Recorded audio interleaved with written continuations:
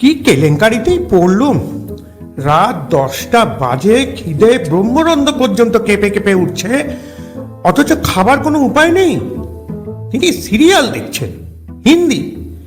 আর serial শেষ নামা অবধি এ বাড়িতে খেতে দেবার কোনো সিনই নেই। এক এক সময় মনে হয় টিভিটাকে দুম করে ভেঙে ফেলি, কিন্তু কি করব?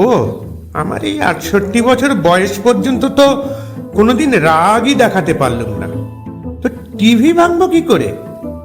যাই দেখি একবার ডেকে। রানু, ও রানু, রানু, শুনতে পাচ্ছিস? শুনতে পাবো না কেন? এমন হাত পারছো যেন তেপান্তরের মাঠে একদিকে আমি আর একদিকে তুমি। আমি বেঁচে থাকতেই যদি এত মরা কান্না কাঁদো, তো আমি সত্যি মরলে কি করবে? বাপরে, রানু রানু, কি চেঁচানোর ধুম! চেঁচালুম কোথায়? তোর না সব তাতে। ওটা চেঁচানো নয়, তবে কি গান গাইছিলে? কতবার বলেছি দাদা, কানটা দেখাও, কানটা দেখাও, কিছুতেই দেখালে না। আরে বাবা, কানে শোনো না বলেই তো তুমি এত জোরে জোরে কথা বলো। বাবা, যা টিভির দাপট! আস্তে কথা বললে তুই শুনতে পাবি। 24 ঘন্টা ঘরের ভেতর গম গম করে চলছে। আর যদি বলি শুনতে পাচ্ছি না, তাহলে তো তুই তখনই বলবি, দাদা নাটক করো না। বলবো না তো কি? কোন জন্মে একবার স্টেজে উঠেছিলে, ব্যাস সেই থেকে নাটক করেই যাচ্ছ। মোটেই একবার নয়, অনেকবার। কেন, আমাদের অফিসেই তো এভরি ইয়ার নাটক করেছি, তোর মনে নেই? খুব মনে আছে। প্রত্যেকবার স্টেজে উঠেই পাঠ বলতে, শুধু প্রম্পটারের দিকে তাকিয়ে থাকতে তুমি। ওহ, আমার যে কি লজ্জা করতো। মোটেই না, আমি কখনো পাঠ ভুলতুম না। পাঠ ভুললে প্রত্যেকবার প্রাইজ পেতুম কি করে? হ্যাঁ, এই তো তোমার নিজের বন্ধুরাই দিত। আর সিনেমায় যে চান্স পেয়েছিলুম, সেটা কি মিথ্যে মিথ্যে? সেও তো নাটকেরই জন্য। সে সিনেমা তো হলোই না। কে বলেছে হয়নি? হয়েছে, কিন্তু আমি করিনি। মণিহার। মণিহার? আষাঢ় শ্রাবণ মানে না তো মন। যা যা, আবার কি? সৌমিত্র চ্যাটার্যের ভাই সাজতে বলেছিল, আমি বলেছিলাম সাজলে হিরো সাজবো, নইলে নয়। ব্যাস, হলো না। বিশ্বজিৎ করলো এই পার্ট। মণিহার না ছাই, যত গুলতাপ্পি। শুধু শুধু মিথ্যে কথা বলো না দাদা। মিথ্যে কথা বললে, মানে বুড়ো বয়সে বললে, অনন্ত নরকবাস হয়, জানো তো? তুই কি আমায় ভয় দেখাচ্ছিস নাকি? অনন্ত নরকবাস! একে খিদের জ্বালায় মরছি, তার উপর যত অন্যায় কথাবার্তা। খিদে? এই তো একটু আগে খেলে, সব হজম হয়ে গেল। ভুলিহারি বাবা! তা খিদে পেলে বলবো না? চুপ করে থাকতে হবে? এ তো আচ্ছা বিপদ হলো। বুড়ো বয়সে এই যন্ত্রণা সহ্য হয় না। ঠিক আছে, দরকার নেই, খেতে দিতে হবে না। রোজ রোজ এই খাবারের জন্যে হাপিত্তেশ করে থাকা আর আমার ভালো লাগে না। সে আবার কি? তুমি রোজ খাবারের জন্য হাপিত্তেশ করে থাকো? থাকেই তো। কখন তোমার মর্জি হবে, কখন তোমার সিরিয়াল শেষ হবে, তবে তো খেতে পাবো। হাপিত্তেশ ছাড়া আবার কি? এই কথা বললে তুমি? আমি কোথায় সব সময় ভাবছি দাদা কি খাবে, কোথায় দাদার পছন্দ মতো মাছ পাবো, কবে একটু কষা মাংস পরোটা করে দেব। আর আজ তুমি এই কথা বললে, হাপিত্তেশ খাবারের জন্য? কেন, তুমি কি ভিখিরি নাকি? ছি ছি, আমি তো ভাবতেই পারছি না। দূর বাবা, তো ভাবা ভাবির কি আছে? সব সময় শুধু ঝামেলা। একটা কথা মনে এলেও আমি বলতে পারবো না। কেন আমাকে মুখ বুজে থাকতে হবে সব সময়? আমার কি কোনো স্বাধীনতা নেই? ওহ, ওই আবার নাটক। সত্যি দাদা, আমি অবাক হয়ে যাচ্ছি। এত বড় কথাটা তুমি এতদিন চেপে রেখেছিলে? আহ রানু, নো রানু, নো রানু, আজ থেকে তোমাকে আর আমি খেতে দেব না। যাও, রান্নাঘরে খাবার আছে, গরম করে খেয়ে নাও। ব্যাস। ব্যাস আবার কি? আমি নিজে গ্যাস জ্বালিয়ে খাবার গরম করে তারপর খাবো? মাইক্রোওয়েভেও গরম করে দেখতে পারো, যেটা তোমার ইচ্ছে। না না, রাত্রির বেলা কোন বোতাম টিপতে কোন বোতাম টিপে ফেলবো, তারপর তো মহা অশান্তি। সে তোমার ব্যাপার, তুমি বুঝবে। মোট কথা, আমি তোমাকে আর খেতে দিতে পারবো না। বাবা, তুই একেবারে হাতে মাথা কাটছিস রে রানু।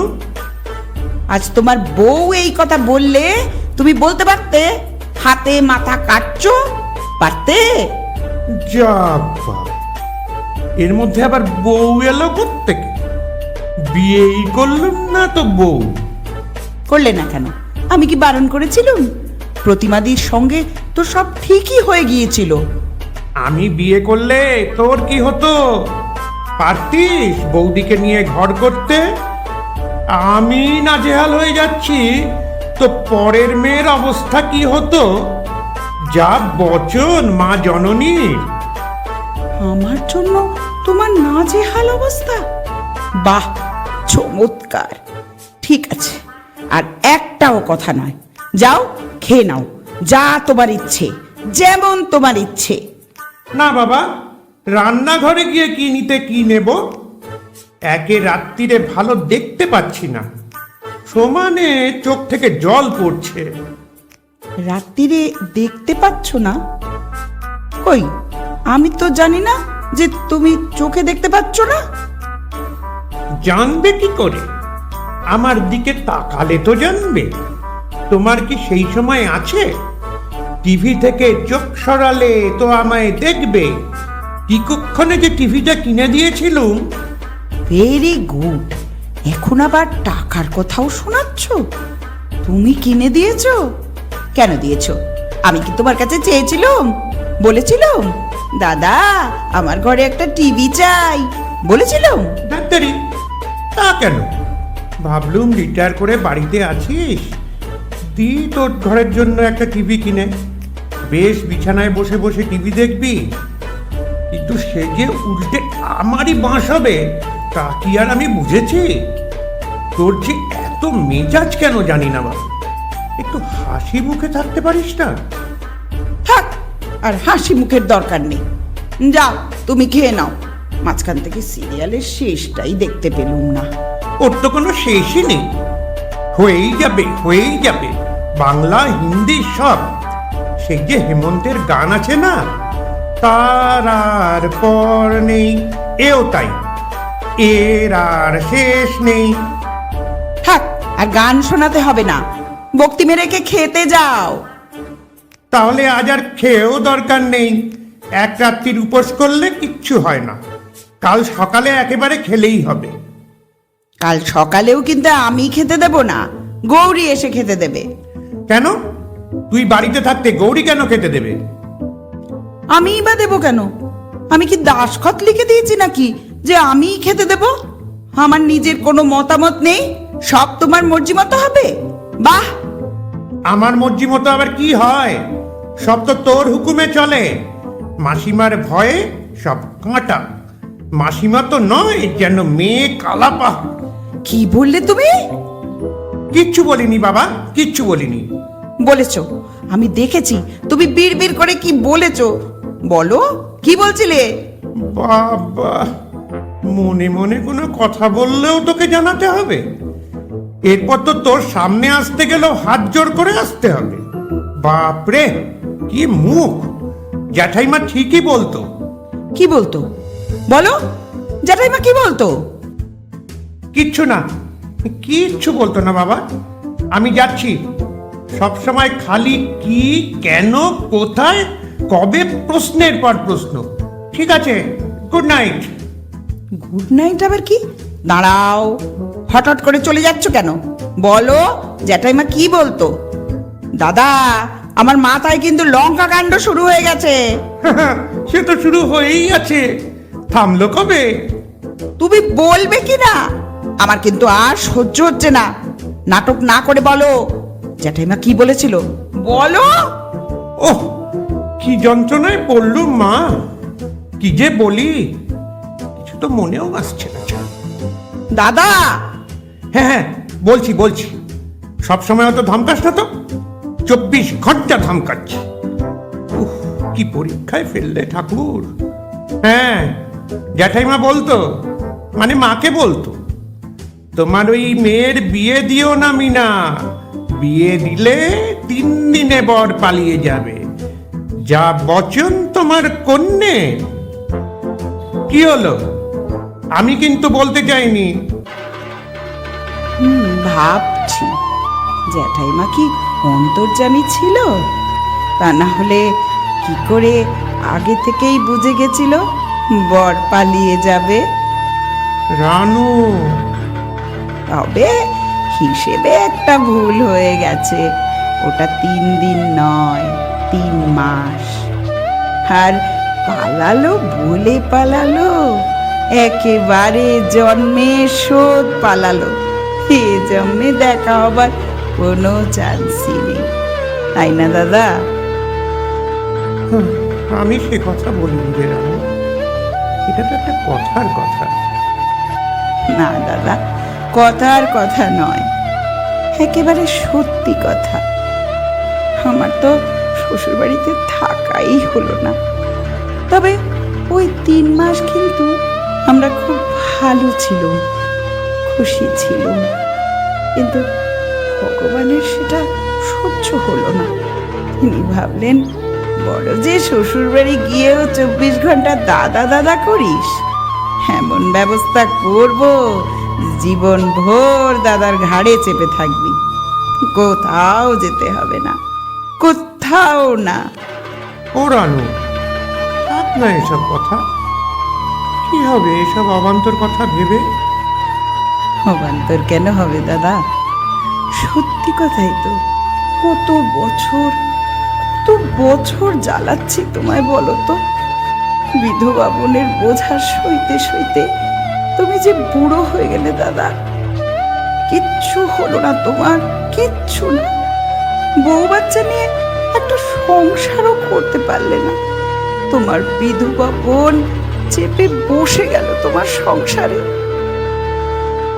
চুপ, একদম চুপ রানু। আর কখনো উচ্চারণ করবি না ওই শব্দটা, কখনো না। দাদা, প্রতিমাও বলেছিল এই কথা, ওই বিধবার বোঝা ঘাড়ে নিয়ে সংসার করতে পারবো না। আমার মাথায় আগুন জ্বলে গিয়েছিল রানু। বলেছিল, তাহলে আমাদের সংসার করাও হবে না প্রতিমা। বিধবা? কে বিধবা? যার স্বামী বিয়ের 3 মাসের মধ্যে মারা যায়, সে সধবাই বা কতটুকু, আর বিধবাই বা কতটুকু? ঠিক আছে দাদা, আর বলতে হবে না। বলেছিল আর কোনোদিন রানুর সম্পর্কে কিছু বলবে না প্রতিমা। আমার মা ওকে আমার হাতে দিয়ে গেছে, ও আমার জীবন, ও আমার প্রাণ। আর না দাদা, চুপ করো তুমি। বলেছিলাম, আর এটাও জেনে রাখো প্রতিমা, রানু শুধু আমার ছোট বোন নয়, রানু আমার মেয়ে, রানু আমার মা। প্লিজ দাদা, এবার চুপ করো। আর কখনো বলবো না এসব কথা, কোনোদিন না, প্রমিস। না না, তুমি কাঁদবে না। লক্ষ্মী দাদা, আমার চোখ মোছো। Good boy. চলো, খাবে চলো। আজ সারাদিন বৃষ্টি হচ্ছে, তাই খিচুড়ি করেছি। সঙ্গে কি বলো তো, ইলিশ মাছ। দারুণ না? ও বাবা, ইলিশ মাছ রাত্রিরে? সর্বনাশ! সে আবার কি, তুমি ইলিশ মাছ ভালোবাসো বলেই তো নিজে আমি বাজারে গিয়ে দেখে দেখে নিয়ে এসেছি। আর এখন বলছো সর্বনাশ? কি ব্যাপার বলো তো? কি হলো আবার? এ কি, তুমি ফের কান্না শুরু করলে? কাঁদিনি তো, এমনি এমনি জল পড়ছে রে চোখ থেকে। তার মানে এমনি এমনি মানে কি? কবে থেকে হচ্ছে? সত্যি বলছি রে, নাটক নয়, প্রায় 1 মাস হলো ডান চোখ থেকে না জল পড়ছে। আর খুব কম দেখছি রাত্রির বেলা। ইলিশ মাছে তো কাঁটা ভীষণ, তাই তুই শুনলে রেগে যাবি, তাই বলতে পারিনি। কি হলো, অমন করে দেখছিস কেন রানু? তুমি আমায় এত ভয় পাও দাদা, এত? আমি আমি যে ছোট থেকে শুধু তোমার হাত ধরে থেকেছি। আমি ভয় পাবো বলে সব সময় আমার হাত ধরে থাকতে তুমি। বলতে, হাত ছাড়বি না রানু, তাহলে হারিয়ে যাবি। ভয় পেলে বলতে, আমি তো আছি রে, তোর কোনো ভয় নেই। সেই রানুকে আজ তুমি ভয় করছো? এ তো ভয় যে নিজের কষ্টের কথাটাও বলতে পারোনি। কেন কেন দাদা? আসলে তুইও তো সারা জীবন বুকের ভেতর একটা যন্ত্রণা নিয়ে আছিস রে। আমি আর আমার কষ্টের কথা বলে সেটা বাড়াতে চাই না, তাই চুপ করে থাকি। না দাদা, না, ওরম করে বলো না। আমার কোনো যন্ত্রণা নেই গো দাদা, সত্যি বলছি, কোনো যন্ত্রণা নেই। শুধু শুধু তুমি আমায় আর কোনোদিন ভয় পাবে না। ভয় পাবে না তো দাদা? তুমি আমায় ভয় পাও, এর চেয়ে দুঃখের কথা আর কিছু হতে পারে না। না রে, আর ভয় পাবো না, কোনোদিন না। তুই আর কাঁদিস না। চলো দাদা, খাবে চলো। আমি ইলিশ মাছের কাঁটা বেছে তোমায় খাইয়ে দেবো। সে কি রে, তুই খাইয়ে দিবি? সে কি রে? কেন? একটু আগে তো বললে রানু আমার মা, মা হয়ে খাওয়াতে পারবো না? বলো দাদা, আমি ছাড়া আর কে আছে তোমার? আমাদের তো থাকার মধ্যে তুই তুই আর মুই। ভাই, এটা তো ভালো বললি। তুই আর মুই, আর কাউকে দরকার নেই আমাদের, শুধু তুই আর মুই। এ কি রে, আবার কাঁদছিস? তুমিও তো কাঁদছো দাদা, চোখ মোছো। আচ্ছা, আমি মুছে দিচ্ছি। না, আর কাঁদবো না। চল, ভাই বোনে জমিয়ে খিচুড়ি আর ইলিশ মাছ খাই, কেমন? সত্যি রে, খুব খিদে পেয়েছে, নাটক নয়, সত্যি সত্যি।